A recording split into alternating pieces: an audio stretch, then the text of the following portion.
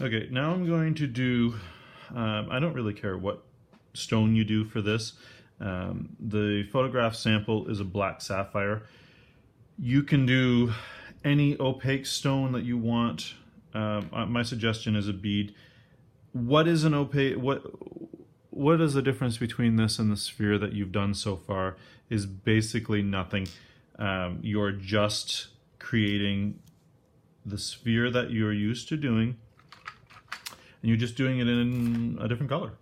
I'm going to do colors that I have available. Let's see.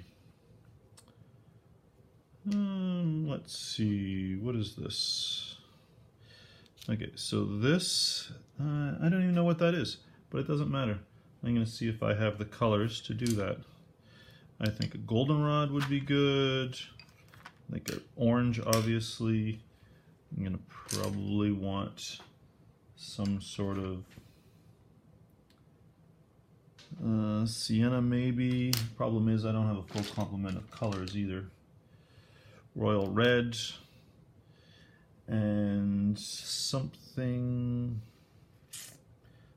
else. Let's go with this though. Start with this. So what I'm really looking for in this one is I'm looking for the same sphere that you guys have been drawing in class significantly. You're just drawing a sphere and you're doing it with color and texture this time.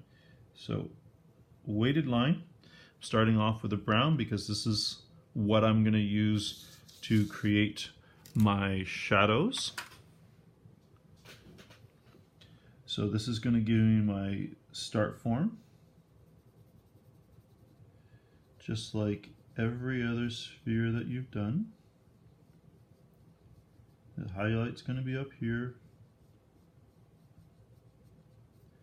I'm going to start off with brown in this case. So this is a translucent stone, or transparent stone I should say, and this is not. And so the difference is I'm going to shade this like a normal sphere, only I'm going to give it color. Now I'm going to give it a little bit of a core highlight in brown.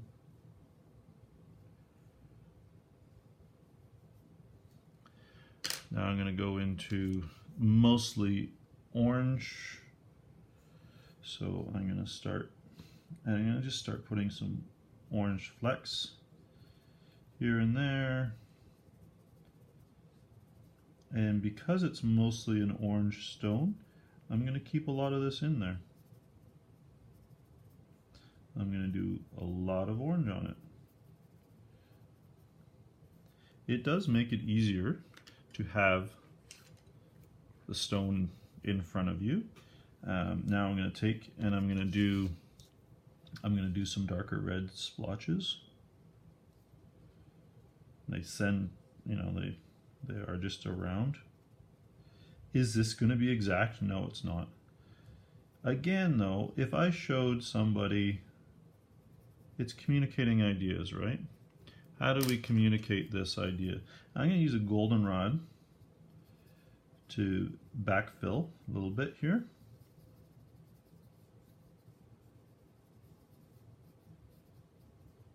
Now I don't feel that it's quite orange enough, so I'm going to give it a little orange coat, lightly, and this is going to smooth it all together.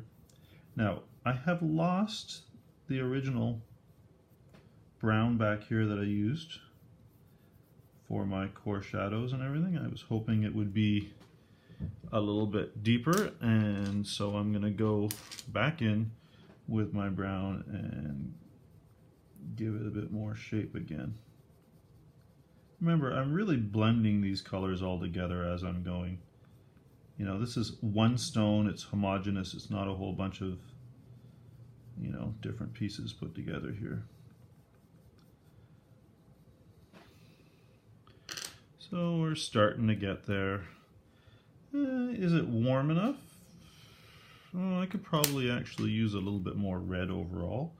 So again, I'm going to focus on my core shadow a little bit there.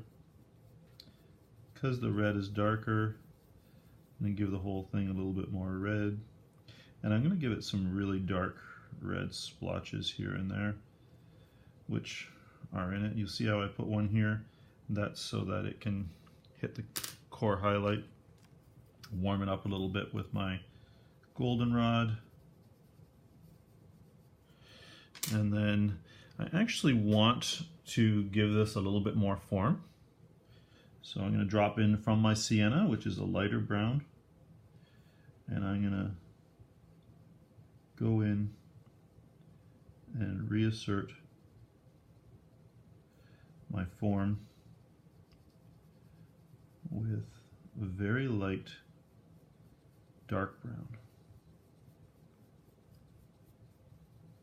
because I want to keep its form here. I want to give it shape. I'm starting to lose my tooth. I can feel that the tooth is being filled as I go. Oops, that last line was a little bit silly. And so, like I said, I'm really just drawing a standard sphere, colored, in this case textured, because the stone has texture. Casts highlights from the light. So this is my light bulb. Shrink. Okay. And is this exactly like this? No, it's not. Would it illustrate to my client that this is what they're getting? Yes, it would, and that is the goal, illustrating what we're trying to accomplish and what we're selling them.